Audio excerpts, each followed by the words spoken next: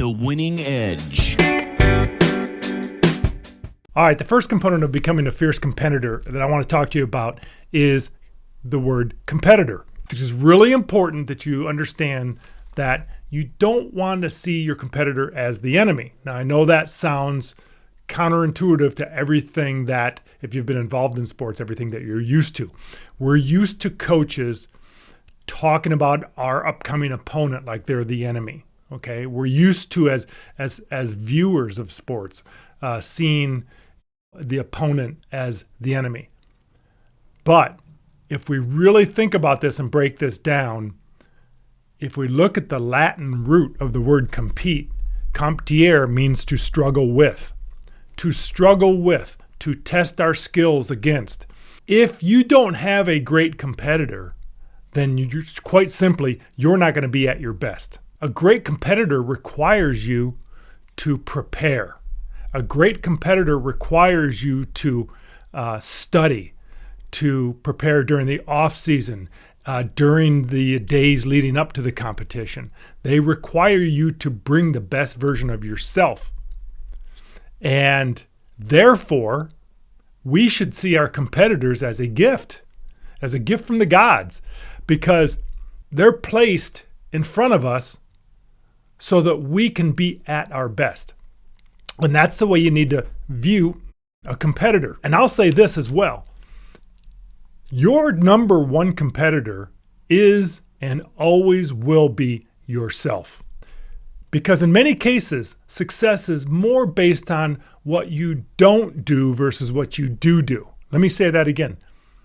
In most cases, your success is more based on what you don't do than what you do.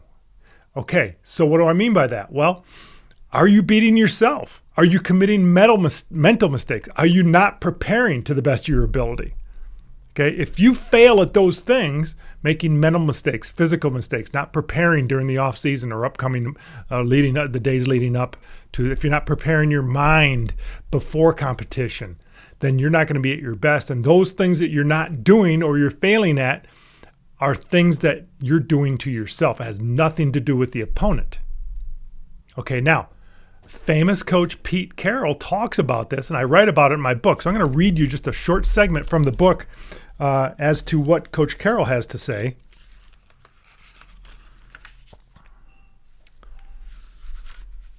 He says, in essence, the essence of my message about competing has nothing to do with the opponent. My competitive approach is that it's all about us. If we've done the preparation to elevate ourselves to our full potential, it shouldn't matter who we're playing. Once I understood that we were competing with ourselves, it changed my view of future opponents. Many people confuse opponent with enemy, Carroll says, but my experience is that that's an extremely unproductive view. My opponents are not my enemies. My opponents are the people who offer me an opportunity to succeed. The tougher my opponent, the more they present me with an opportunity to live up to my full potential and play my best. From an extreme perspective, that's the reason I love them, not hate them. So Coach Carroll's message totally supports my position on this. Here's another thing to consider. When I was coaching high school football, we had a season where we won the Northern California District Championship. We were 13-1. We were a dominant football team. In fact, we were so dominant that most of the games were over at halftime. I mean, we would be up maybe 3, 4, 5 touchdowns on our opponent at halftime. And we had to learn to evaluate our performance based on our expectations of ourselves, based on what our potential was. If we were relying on our inferior opponent, clearly an inferior opponent, if we were relying on them to evaluate our performance, we'd be happy all the time. But we knew that tougher competition was coming. So we had to learn to evaluate ourselves against not our opponent, but against what our potential was. Were we playing the best that we could play? Forget about the opponent. They have nothing to do with it. At the end of the day, you don't control your opponent. John Wooden, famous basketball coach, John Wooden from UCLA, who won multiple consecutive championships in the 70s, is an icon in sports history. He was extremely successful.